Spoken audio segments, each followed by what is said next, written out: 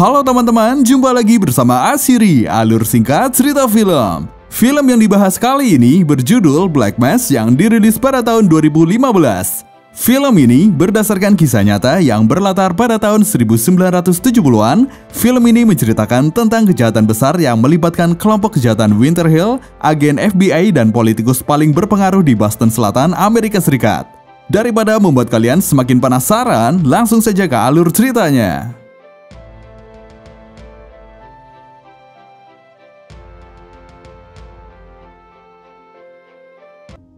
Cerita ini dimulai dari pria bernama Wedgie Bulger atau yang sering disapa dengan Jimmy. Dia adalah pemimpin kelompok kejahatan Winter Hill. Malam itu, dia bersama beberapa temannya sedang berada di dalam bar. Namun, dia diberitahu telah terjadi masalah di luar bar. Ketika dilihat, ternyata dia adalah Kevin, anak buah Jimmy yang sedang berkelahi dengan sepupu ipar Jimmy.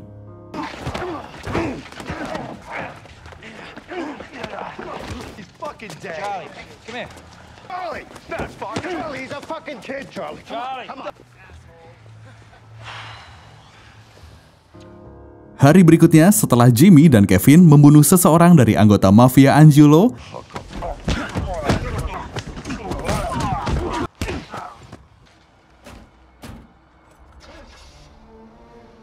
mereka lanjut pergi bersama Mickey ke daerah tempat orang tua Jimmy tinggal. Meski Jimmy pernah masuk di penjara Alcatraz karena kejahatannya, namun dia adalah orang yang banyak disukai oleh orang-orang di lingkungannya. Di sisi lain, FBI saat itu tengah memburu mafia Italia yang diketuai oleh Gennaro Angiulo. Agen FBI yang bernama John Connolly kemudian menemui Billy Bulger, adik dari Jimmy yang saat itu menjabat sebagai senator. Dia ingin Billy membujuk kakaknya supaya mau menjadi informan bagi FBI untuk membantu menangkap mafia Angiulo. Walaupun Billy, Jimmy, dan John tumbuh besar bersama di Boston Selatan, Billy tidak mau melakukan apa yang John minta. Meski berkata begitu, saat makan bersama di rumah ibunya, Billy memberitahukan tentang pertemuannya dengan John kepada Jimmy. Malamnya, Jimmy kemudian menghubungi John dan melakukan pertemuan dengannya. Jimmy memberi waktu 2 menit untuk John menjelaskan apa yang dia inginkan. Mafia Angelo adalah musuh Winter Hill, keduanya sama-sama kelompok kejahatan yang terkenal di Boston. Yang berbeda hanya kekuasaan mereka, Angelo di utara dan Jimmy di selatan. John mengajak Jimmy untuk bekerja sama dan berjanji tidak akan melakukan pembersihan di wilayah selatan tempat Jimmy dan kelompoknya melakukan aksi kejahatan. John meyakinkan bahwa itu akan menjadi kerjasama yang dilakukan antara Jimmy dengannya, bukan dengan FBI. Setelah 2 menit berakhir, Jimmy langsung pergi tanpa memberikan jawaban. Meski Jimmy orang yang kejam, dia amat sangat menyayangi keluarganya, terutama putra satu-satunya. Ketika anaknya terkena masalah di sekolah karena memukul temannya, Jimmy memberitahu bahwa yang membuatnya dihukum adalah karena dia memukul temannya di depan orang lain. Oh, I remember. Do you feel like maybe you want to tell me what happened in school yesterday? So I punched him in the face. There are lessons again and again throughout your whole life. Because you punched a sneaky little brat in the face in front of other people. Istri Jimmy hanya tersenyum menyaksikan anaknya diberi pembelajaran seperti itu. Melalui seorang polisi, Jimmy mendapat salam dari Gary Angiulo. Polisi tersebut menyampaikan bahwa Gary tidak menyukai anak buahnya dibunuh dan ditinggalkan begitu saja oleh Jimmy. Hal itu membuat hubungan kedua kelompok tersebut semakin buruk. Hari berikutnya, Mickey, anak buah Jimmy, dibunuh oleh orang suruhan Angiulo. Berpura-pura akan membahas tentang Mickey, Jimmy mengajak Tommy pergi ke suatu tempat bersama beberapa orang yang lain. Tapi ternyata itu adalah rencananya untuk menghabisi Tommy. You need to keep an eye on it. Yeah, because you know the Jews. I'll keep an eye on it, I promise. Huh? I promise. Selain membunuh orang lain, Jimmy tak segan membunuh anak buahnya yang berani membangkang. Hal itulah yang terjadi kepada Tommy karena sebelumnya saat di bar sempat berdebat dengan Jimmy dan juga diduga telah mengadukan Mickey kepada Angelo. Tommy dikubur di bawah jembatan Sungai Neponset. Sudah banyak orang yang dikubur di sana hingga tempat itu dijuluki sebagai tempat pemakaman Bulger. Di kantor FBI, John tengah meyakinkan atasannya agar mengizinkan Jimmy menjadi informan bagi FBI. Tapi Jimmy adalah seorang mantan narapidana dan masih dalam masa pembebasan bersyarat di bawah pengawasan. FBI tidak bisa menaruh kepercayaan semudah itu kepada para penjahat dari kelompok kejahatan Winter Hill. John meyakinkan kalau dia bisa menjamin Jimmy bisa diandalkan karena dia sudah kenal dan tumbuh besar bersama dengan Jimmy. Menurutnya, bekerja sama dengan Jimmy adalah suatu kesempatan besar bagi FBI untuk menangkap mafia Gennaro Angiulo. Mengingat FBI selalu menemui jalan buntu untuk setiap kasus pembunuhan yang dilakukan Angiulo. Setelah melalui banyak perdebatan dan pertimbangan, akhirnya FBI setuju dengan syarat tidak boleh ada narkoba dan juga pembunuhan. Meski FBI menganggapnya sebagai informan, tapi Jimmy tidak mau dianggap seperti itu. Dia berkata apa yang dilakukannya hanyalah bisnis. Setelah resmi bekerja sama, John menjamin tidak ada yang akan menghalangi Jimmy melakukan apapun selama Jimmy mampu memandu FBI ke tujuan utama mereka. Jimmy memberitahu kesepakatannya tersebut kepada Steve. Dia menjelaskan bahwa kerjasama tersebut memberi keuntungan bagi mereka untuk tidak perlu turun tangan melawan musuh mereka yaitu mafia Angiulo. Dan juga mereka mendapat perlindungan untuk melakukan apapun yang diinginkan. Steve pun mencoba untuk mempercayai Jimmy. Agar Steve semakin yakin, Jimmy memberitahu tentang kedekatannya dengan John. Kemudian di malam Natal, Billy mengundang Jimmy, Steve dan John untuk makan malam bersama di rumahnya. Tapi kemudian Jimmy mendapat kabar anaknya masuk ke rumah sakit. Hey, Stevie. I just wanted to say... I can't understand. Jimmy, oh.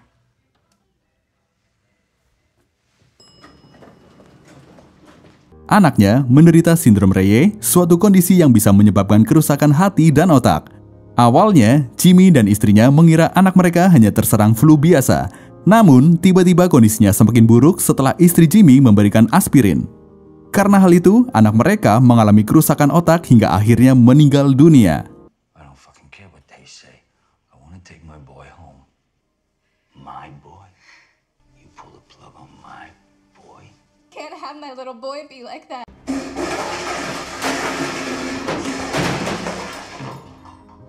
Setelah kematian anaknya, Winter Hill semakin berkembang. Uang yang mereka hasilkan semakin besar dan untuk mempertahankan seluruh kejahatannya, mereka selalu memberikan bagian uang kepada polisi, federal, dan apapun yang berpengaruh. Di balik semakin berkembangnya Winter Hill, ada FBI yang ketar-ketir karena tidak bisa melakukan apapun meski tahu kejahatan yang dilakukan Jimmy dan orang-orangnya. FBI marah karena setelah memberikan keleluasaan kepada Jimmy, bukannya mendapatkan petunjuk, justru mereka mendapatkan masalah. John diperintahkan oleh atasannya untuk mendapatkan petunjuk dalam waktu 2 minggu, atau jika tidak, dia akan diberhentikan. John membicarakan hal tersebut dengan Jimmy. Jimmy mau memberikan apa yang John minta dengan syarat mesin pencetak uang milik Angiulo harus diselamatkan dari FBI. Mau tidak mau, John harus setuju dan esok harinya dia pun mendapatkan informasi markas mafia Angiulo dari Jimmy. Kemudian seluruh anggota Winter Hill pergi berlibur ke kasino Jal Alai di Miami. Di sana mereka bertemu dengan Halloran dan Callahan. Saat itu kepemilikan Jal Alai baru saja digantikan oleh Wheeler dengan Callahan sebagai investor terbesarnya. Mereka yang biasa mendapatkan banyak uang dari Jal Alai merasa kedatangan Wheeler adalah ancaman, sehingga mereka merencanakan pembunuhan Wheeler yang akan dilakukan Martorano. Karena Halloran adalah satu-satunya orang yang tidak diuntungkan dalam pembunuhan Wheeler, dia kemudian diberikan uang tutup mulut untuk rencana tersebut. Take the bag, I want you to... No. Take the bag and get out of here. Okay. Setelah itu, kabar terlibatnya Jimmy dan Steve pada pembunuhan Wheeler sampai di telinga FBI. Morris, partner agen John untuk penangkapan mafia Angiulo, sangat khawatir setelah mendengar berita tersebut. Akan tetapi, John selalu meyakinkan Morris bahwa pilihan mereka menjadikan Jimmy sebagai informan adalah yang terbaik. Selama masih bekerja sama, John akan selalu sedia menutupi perbuatan Jimmy. Halloran yang diberikan uang tutup mulut oleh Jimmy ditangkap oleh FBI untuk dimintai keterangan. Dia menyatakan Jimmy memang merencanakan pembunuhan Wheeler dan dia diberi $20.000 untuk tutup mulut tentang hal itu. Sayangnya, orang yang menginterogasi Halloran adalah John. Padahal Halloran sudah mengatakan dia akan dibunuh setelah mengatakan semuanya sehingga dia meminta perlindungan FBI. There's a lot I can tell you. I need guarantees first. What does some random highlight guy in Tulsa have to do with Whitey Bulge? Look, I make my living on the streets. Okay, all right? How do you know it was Martorano? Tetapi John berhasil membuat agen FBI lain tidak mempercayai perkataan Halloran dengan alasan dia seorang pecandu narkoba. John kemudian pergi menemui Jimmy untuk memberitahukan kesaksian yang telah diberikan Halloran. Dan tidak lama setelah itu, Halloran dibunuh oleh Jimmy di sebuah tempat parkir. So there's hope.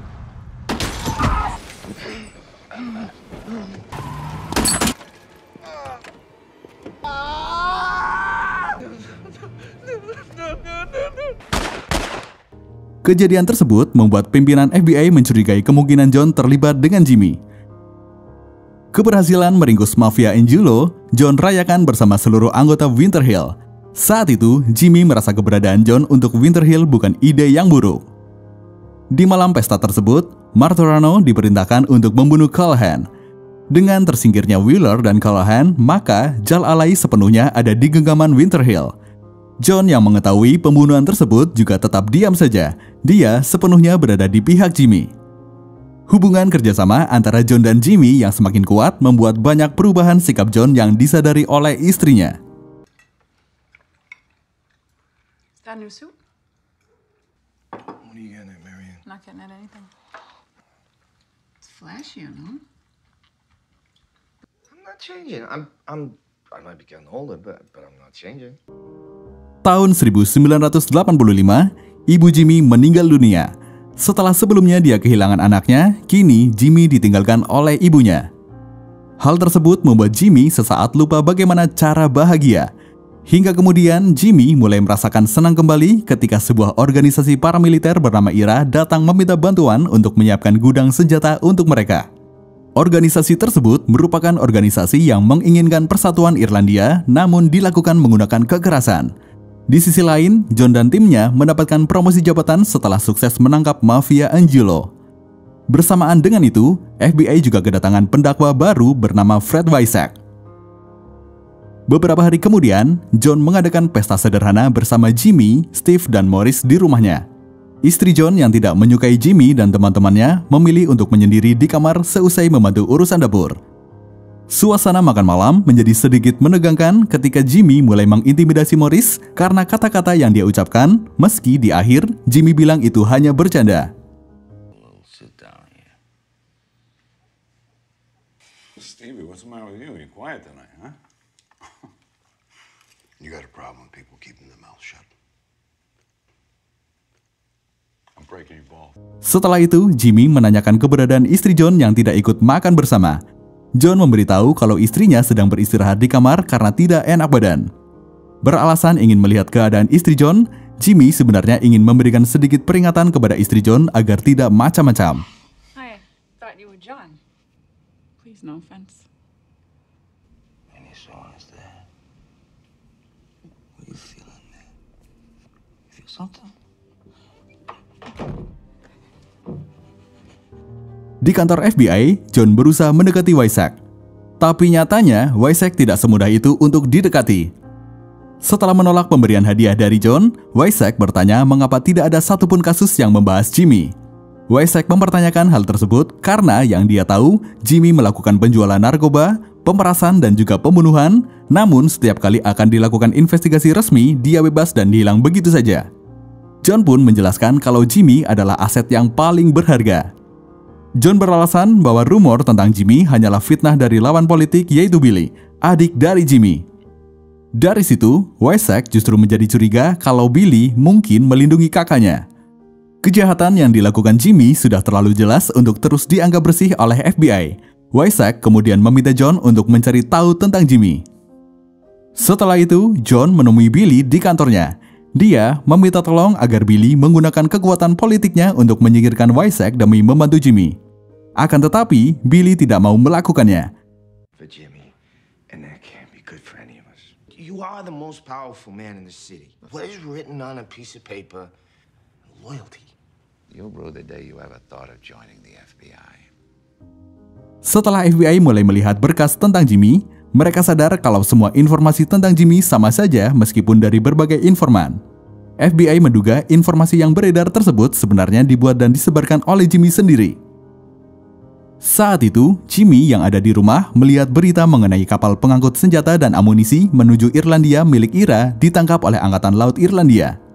Tentunya, berita tersebut sampai di FBI.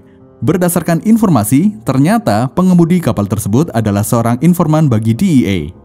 John yang tahu kapal tersebut ada kaitannya dengan Jimmy langsung mencoba mencari tahu siapa nama si pengemudi kapal. Tapi sayangnya, dia tidak bisa melakukan apa-apa karena informan tersebut dikuasai DEA. Morris yang juga seorang agen FBI mulai merasa khawatir kehidupannya akan hancur. Selama ini dia diam karena John selalu meyakinkan bahwa dia adalah pilihan yang benar. Keterlibatan John dan Morris dengan Jimmy yang sudah dalam membuat mereka tidak bisa kabur dari Jimmy. Satu persatu, informan FBI yang Wysek curigai diselidiki kembali. Dan ternyata salah satu informan bernama McLintyre yang juga menjadi pengemudi kapal sekaligus informan DEA terlibat dengan Jimmy dan saat itu keberadaannya tidak ditemukan. McLintyre menghilang karena dia ditangkap dan disiksa hingga tewas oleh Jimmy.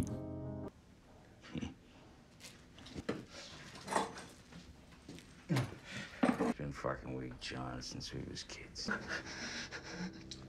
I know you.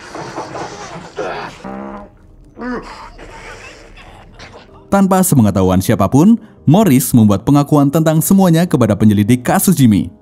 Setelah itu, berita tentang Jimmy yang menjadi informan FBI tersebar di seluruh penjuru kota dan menjadi berita utama di surat kabar. Saat itu, Jimmy sedang bersama Kevin. Jimmy menjelaskan kalau itu hanya omong kosong tentang dirinya. Kevin sudah sangat lama bekerja untuk Jimmy sehingga dia percaya saja apa yang dijelaskan oleh Jimmy. Kemudian, berkat bantuan orang-orang kepercayaannya, Wysek menemukan banyak kesaksian dari orang-orang mengenai berbagai kejahatan yang Jimmy lakukan. Ketika John memberitahu Jimmy tentang pemerasan, kekerasan, dan pembunuhan yang berhasil diketahui Wysek, John baru menyadari Jimmy telah memanfaatkannya. Tetapi Jimmy tetap merasa itu hanya bagian dari hubungan bisnis mereka. Beberapa tahun kemudian, John ditangkap di kediamannya dan satu persatu anggota Winter Hill juga ditangkap kecuali Jimmy.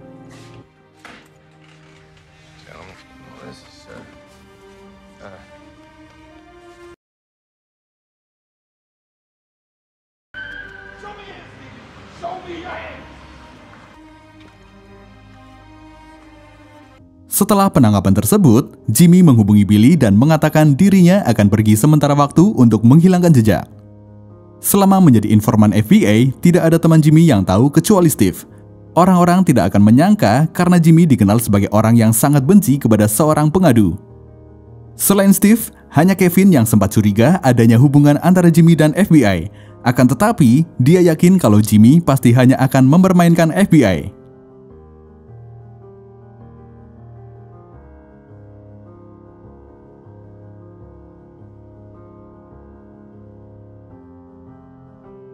Morris diberikan kekebalan atas segala kejahatannya sebagai imbalan atas kerjasama dan kesaksiannya mengenai perbuatan rekannya sendiri yaitu John.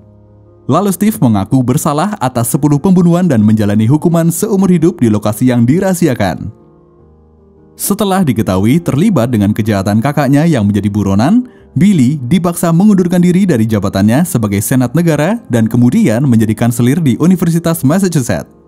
Sampai akhir, John tidak bersaksi atas Jimmy dan dia dihukum 40 tahun penjara karena pembunuhan tingkat 2 terhadap Callahan.